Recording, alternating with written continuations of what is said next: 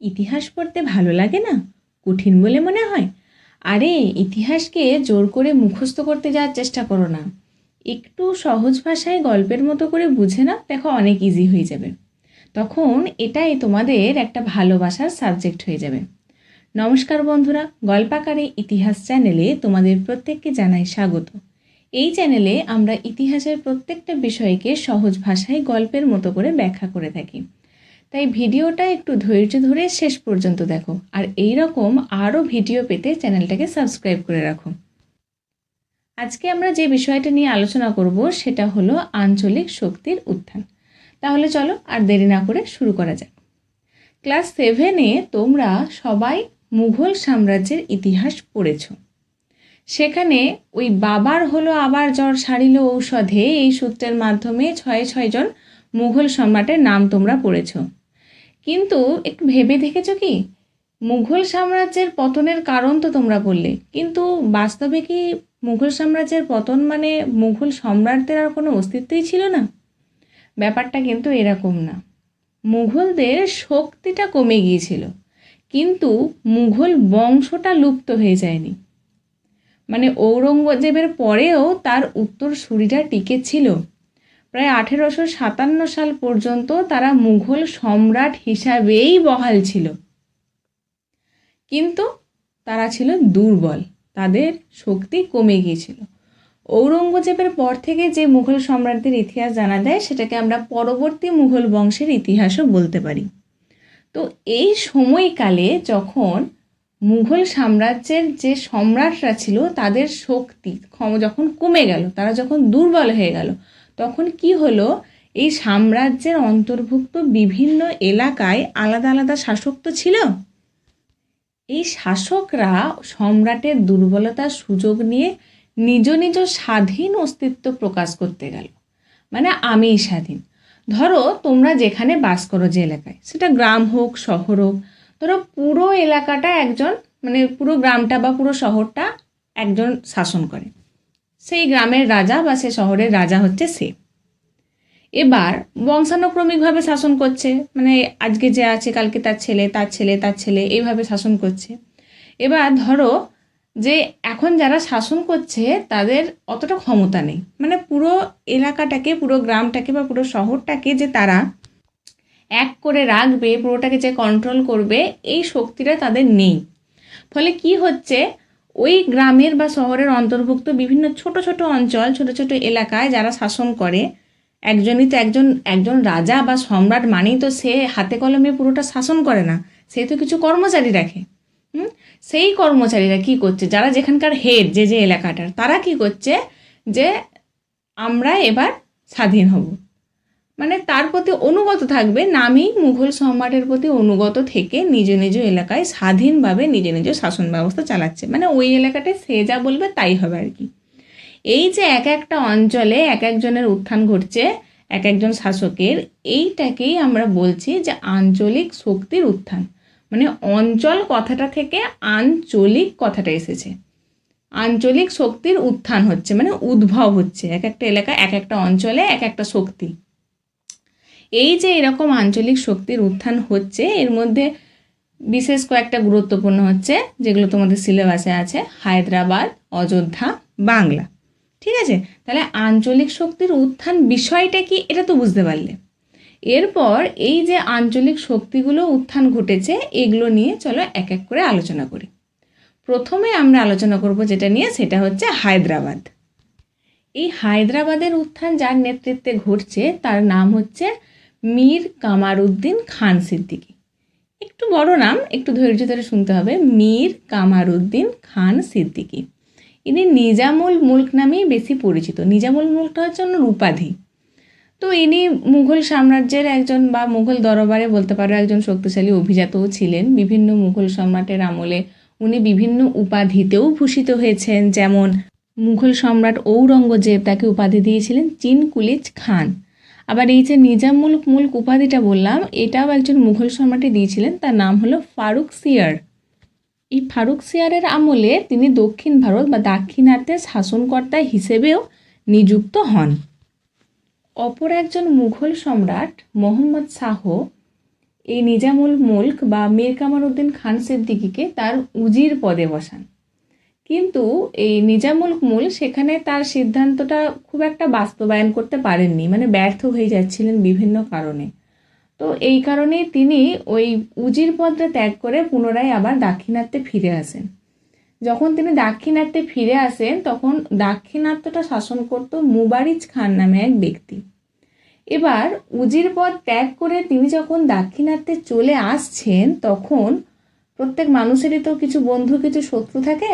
তো তার শত্রুরা সম্রাটকে বোঝাচ্ছে যে তিনি নাকি সম্রাটের বিরুদ্ধে বিদ্রোহ বা যুদ্ধ ঘোষণা করে চলে এসছেন। ফলত কি হচ্ছে, মুঘল বাহিনীর সঙ্গে নিজামুল মুলককে একটা প্রত্যক্ষ যুদ্ধে জড়াতে হচ্ছে, মানে উভয়ের মধ্যে একটা যুদ্ধ হচ্ছে। অবশ্যই সেই যুদ্ধে মুবারিজ খানও থাকবেন, কারণ সেই সময় দাক্ষিণাত্যে মুবারিজ খানই শাসক করছিলেন। তো শকর খেদা নামে একটা যুদ্ধে 1724 খ্রিস্টাব্দে এই নিজামুল মুলক জয়ী হচ্ছেন আর মুঘল বাহিনী হেরে যাচ্ছে, মুবারিজ খান মারা যাচ্ছে এবং মোহাম্মদ শাহ এই নিজামুল মুলকের প্রতি খুশি হয়ে তাকে দাক্ষিণাত্যের শাসনকর্তা হিসেবে মেনে নিচ্ছে। সঙ্গে ইনিও আবার তাকে একটা উপাধি দিচ্ছেন যার নাম হচ্ছে আসফ জাহ। তো এইভাবে 1724 খ্রিস্টাব্দে এই নিজামুল মুলক বা মীর কামারউদ্দিন খান সিদ্দিকীর নেতৃত্বে হায়দ্রাবাদ রাজ্যের প্রতিষ্ঠা হচ্ছে। তো পরীক্ষায় প্রশ্ন আসে যে হায়দ্রাবাদ নামে এই আঞ্চলিক শক্তিটির উত্থান কখন হলো, মানে কখন এটা স্বাধীন আঞ্চলিক শক্তি হিসেবে পরিণত হলো। তাহলে 1724 খ্রিস্টাব্দে। যে করছে তার নাম মীর কামারউদ্দিন খান সিদ্দিকী বা নিজামুল মুলক। এবার এনাকে কে কি উপাধি দিয়েছে যেগুলো তোমাকে বললাম এইমাত্র, তো এগুলো থেকেও পরীক্ষায় প্রশ্ন আসে, এগুলো পরীক্ষার জন্য খুব গুরুত্বপূর্ণ। তো এই তো গেল আমাদের হায়দ্রাবাদের কথা। চলো এরপর আসি অযোধ্যায়।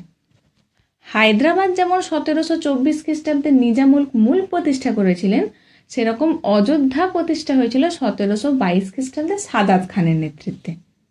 এই অযোধ্যাটা পড়ার সময় এই অযোধ্যার উত্তরসূরিদের বিষয়েও আমাদের একটি জেনে নিতে হয়, কারণটা তোমাদেরকে বললেই বুঝতে পারবে, কারণ এর পরবর্তী ইতিহাস যখন তোমরা পড়বে তখন জানতে পারবে যে অযোধ্যার কি ভূমিকা, বা কেন বলছি যে অযোধ্যার উত্তরসূরি সম্পর্কেও একটু জেনে রাখা দরকার।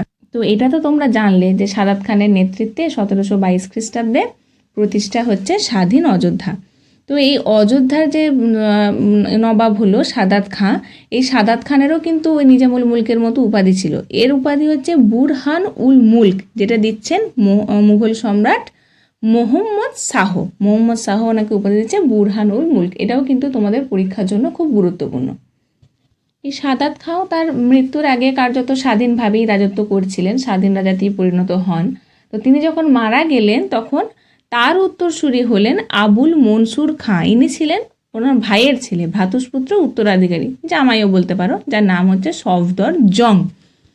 সফদর জংয়ের ছেলে হলো সুজাউদ্দৌলা। সফদর জংয়ের পরে অযোধ্যা সিংহাসনে বসছে সুজাউদ্দৌলা।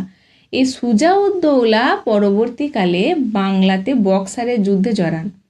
এই জন্যই বললাম এটা অযোধ্যার উত্তরসূরিদের সম্পর্কে জানাটা বেশি ইম্পর্টেন্ট, কারণ তোমরা এর পরে পড়বে যে 1764 খ্রিস্টাব্দে বক্সার নামে একটা যুদ্ধ হয়, যেখানে বাংলার প্রাক্তন নবাব মীর কাসিম এই অযোধ্যার নবাব সুজাউদ্দৌলাকে সঙ্গে নেন।